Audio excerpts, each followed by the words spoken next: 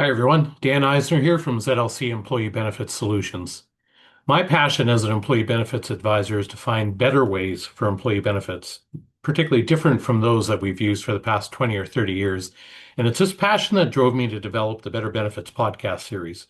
In these podcasts, I leverage my relatively unique profile, having almost 25 years experience as an employee benefits advisor and being the only chartered professional accountant working in this industry in the local market.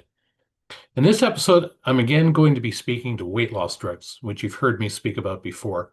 This time around, I want to focus on the unfortunate reality of fat shaming and now the emerging trend of weight loss shaming, and talk about changes that need to happen in the employee benefits industry around this.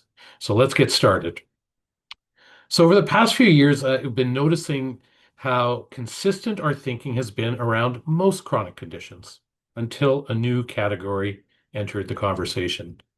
This is really difficult to say, but would we ever consider shaming a cancer patient for doing chemotherapy or radiation, or taking drugs to help manage their cancer diagnosis? Do we shame people with diabetes for using insulin to manage their disease? These types of rhetorical questions could be applied to any number of chronic diseases realistically, but we thankfully have not been prone to asking these types of questions before. But that has all changed when it comes to employee benefits plans and obesity and the use of GLP-1 weight loss drugs. Historically, it's just been too easy to blame overweight people for their own problems. It's quite common to observe fat shaming and telling them to just eat less and exercise more. However, obesity has already been recognized by the medical community as a chronic disease, not a lifestyle issue. Many factors can lead to an individual being overweight or obese: genetics, life events, poor mental health, mobility issues caused by injuries, lifestyle choices, things like drinking and smoking, lack of access to both professional and personal support. It goes on and on. Unfortunately, obesity and excess weight can also lead to many other chronic diseases and further erosion of mental health. The relatively recent advent of weight loss medications, particularly the GLP-1 drugs, has been a breakthrough in metabolic health. And it's offering individuals struggling with obesity and related conditions a potentially effective treatment path. Interest in those weight loss drugs has grown exponentially in the market, but so has the rhetoric around those drugs. Unfortunately, we've now been seeing the advent of what I call weight loss shaming and telling overweight people that actually lose weight that their success doesn't really count because they were using these drugs.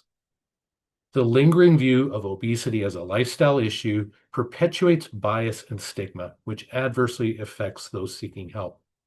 This lingering bias might also be impacting employee benefit plan sponsors, as coverage for weight loss drugs is nowhere near where it needs to be to make an impact, even though interest in providing coverage has increased. There's an unfair burden placed on people dealing with obesity to try and prove the cost effectiveness of drugs treating obesity when compared to other chronic diseases.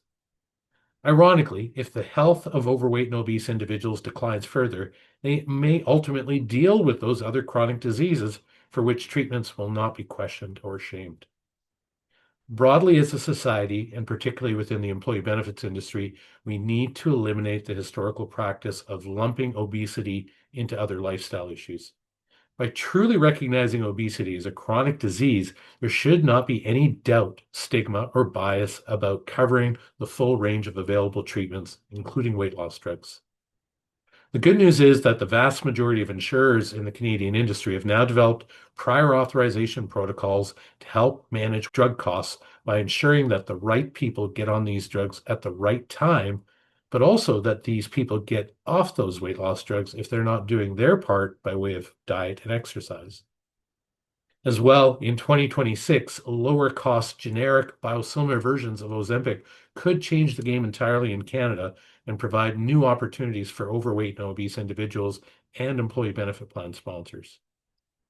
So obesity now impacts over a third of Canadians, and those that are overweight account for almost another third of the population. These individuals should not feel shame for chronic diseases that they're dealing with, nor for using weight loss drugs to manage that chronic disease.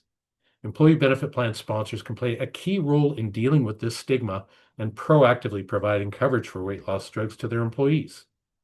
Working with their employee benefits advisor, plan sponsors can set up this coverage on a sustainable basis to support employee health and well-being. Okay, you've heard my thoughts and opinions again, so please let me know what you think. How does this compare to what you're hearing from your current advisor or other advisors in the market? And as always, I'm really interested to know if there are other topics that you'd like to see me cover in future podcasts. So let me know what's bothering you or keeping you awake at night with respect to your employee benefits plans. Thanks for joining me today. Be sure to follow me on my LinkedIn business page, and that's Dan Eisner, Employee Benefits Advisor, and you'll get a notification on the next Better Benefits podcast. And all that information will come up on the screen in a second. Thanks so much.